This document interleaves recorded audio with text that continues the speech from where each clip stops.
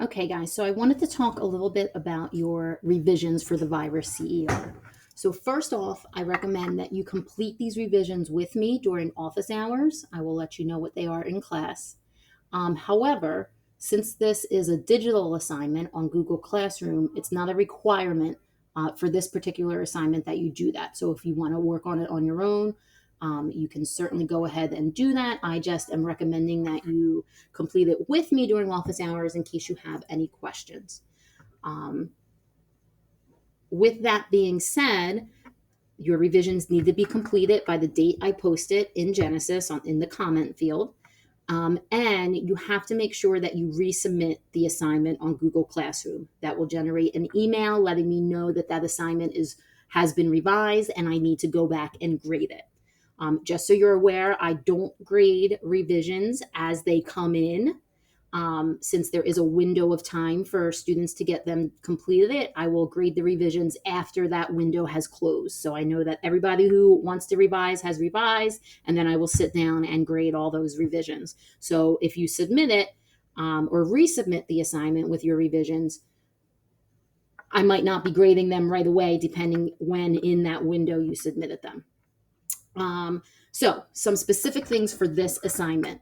First thing I want you to think about when you're revising, obviously read all the comments that I left you on that very last slide, slide 8, and incorporate the information, the feedback I gave you into your revision. Sometimes I might ask a question, and that doesn't mean you have to like physically respond to my comment question, but I'm asking you a question to get you to think about something that I want you to write in your revision. And I want you to look at the characteristics of life that we discussed. So in your actual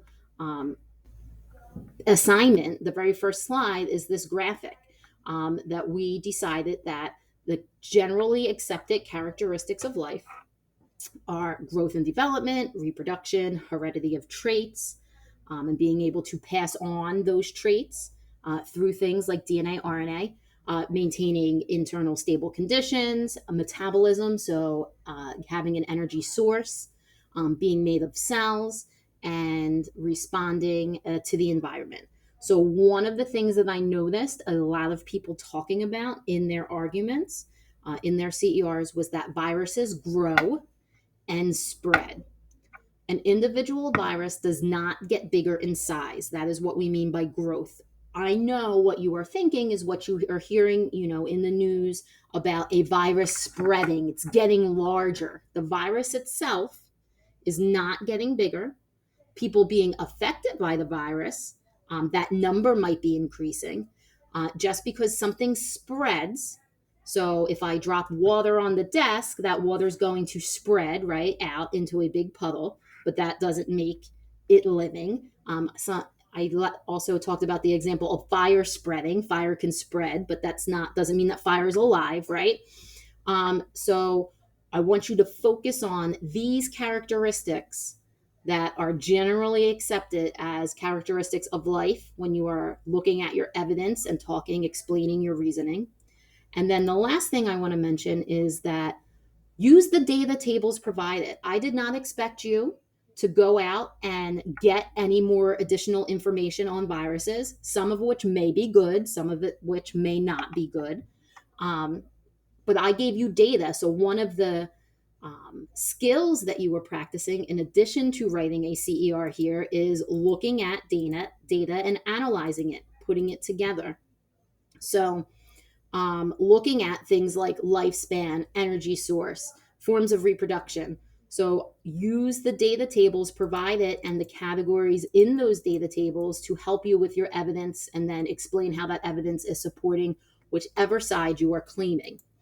The last thing I want to talk about is counterclaims. So your claim is the answer to the question. The question is, are viruses living or non-living?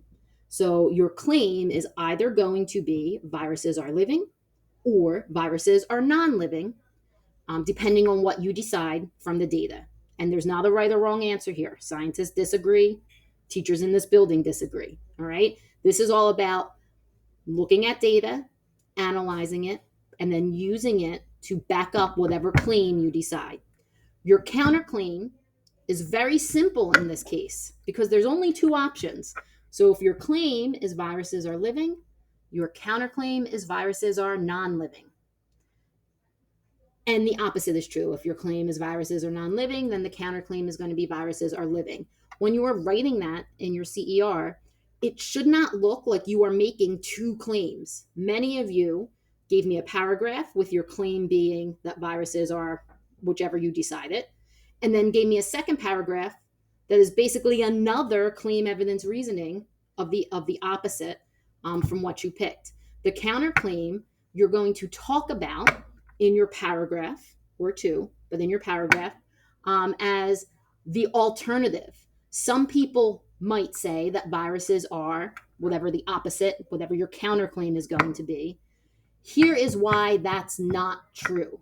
So your counter evidence and reasoning should refute, should prove that the counterclaim cannot be true.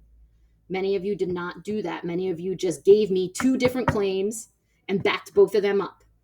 That's not what I want. You're going to have one claim, back it up with the evidence, and then tell me the counterclaim and be clear in a sentence that this is the counterclaim. This is the opposite argument, and it cannot be true. Here's the evidence that refutes it, that proves that it's not true. So, for example, some people talked about genetic material, okay? And that if you look at all the living organisms that we looked at, they all have DNA and RNA. If you look at the non-living organisms, they don't have any genetic material, okay? But viruses, if you look at our two examples of viruses here, one has RNA and the other type of virus has DNA. So this genetic material could be argued both ways, right? You could say, well, all the living things have DNA and RNA, and non-living things don't have anything, no genetic material. But viruses have genetic material. This influenza virus has RNA and this adenovirus has DNA. So that could be some evidence to support that something's living. We can also argue it the different way if we look at the data. And so let's pretend my claim is that viruses are living. Let's pretend that my claim is viruses are living, and I give all my evidence for why they're living. And then I say the opposite, the counterclaim is that viruses are living. And people who argue that viruses are living might say that viruses have genetic material. But I'm saying that living organisms have both DNA and RNA. So this idea that viruses have genetic material isn't enough to prove that viruses are living. So they have to be non-living, right? So if the counterclaim is that viruses are living, because my claim was that if the counterclaim is that viruses are non-living, because my claim was that they're living, I can use this evidence as them not having both RNA and DNA, like all the other organisms, living things have both. Since viruses don't have both, that can be some evidence to refute, prove wrong the claim that viruses are living. Another example is if my counterclaim is that, well, some people say that since viruses don't have an energy source, they must not be living. But I believe my claim is that they're living. But people say that viruses don't have an energy source, they must not be living. But if we look at things that we know are non-living, this is my counter evidence. I'm refuting the counterclaim. If we look at things that are non-living, TVs and cell phones have an energy source, but that doesn't mean that they're living. So maybe this energy source is not a reliable all by itself to say that something is living or not. So just to reiterate, use the data from the tables, actually cite it from the tables. And when you have a counterclaim, that's the opposite of your claim, the counter evidence should prove that counterclaim wrong. If you have any questions, let me know. Have a good day.